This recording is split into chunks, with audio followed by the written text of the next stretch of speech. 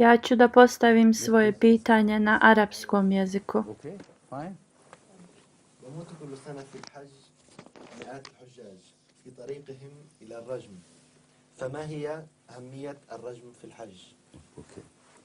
Njegovo pitanje je u vezi ređam 3 šeitana, to je na hadžu kad se baca kamenje na 3 mjesta. The satans of stones of rocks I koje je njihovo refer to. What značenje. is the significance of rajam? Ja vjerujem da samo ima simboličko značenje And a reminder to i da je to podsjetnik hadži the one who performed da je on ubio svog šeitana the hajj jer je učinio hadž i da je završio sa svojim šeitanom zauvijek.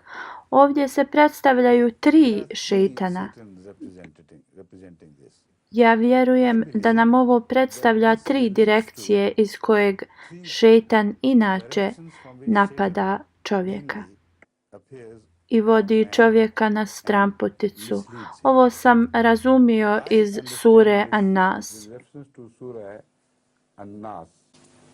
قُلْ أَعُوذُ بِرَبِّ النَّاسِ مَلِكِ النَّاسِ إِلَهِ النَّاسِ. The 3 attributes of Allah Ovdje su mentioned in this spomenuta 3 atributa od Allaha i poslije se spominje da šeitan napada sa sve 3 strane. spheres of human activity and Bog je Rabbun Nas i šeitan pokušava da bude Rabbun Nas. Onda se spominje Bog je Ilahin Nas i šeitan pokušava da bude Ilahin Nas. Bog je Meleki Nas, ali šeitan tad kaže ne, ja sam, dođite meni. Do sad jednostavni ljudi kažu da su ljudi su autoritet, dok je Allah samo autoritet. Ovo su ta 3 šeitana koja su spomenuta u časnom Kur'anu ili 3 aspekta šeitana. Vidite, lijepo je simbolično to vidjeti 3 velika kamena koji predstavljaju šeitane, a kamen nema života, znači nemojte se bojati njih, oni su mrtvi i beznačajni. Bacajte kamene na njih bez ikakvog straha. Znači, ovo služi kao podsjetnik ljudima da se ne boje šeitana od sada i da ne rade ništa što šeitan želi. Sljedeće pitanje, ovaj gospodin govori, on je također u svom pitanju spomenuo da mnogi ljudi budu ubijeni u toku ovog bacanja kamenja.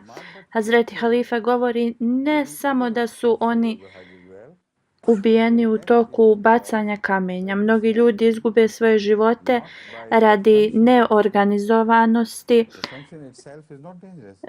Ove radnje nisu opasne, nego je organizacija ta koja nije na najboljem nivou. Iako moram da kažem da se ljudi tu u Saudijskoj Arabiji stvarno trude da svake godine to bude sve bolje i bolje.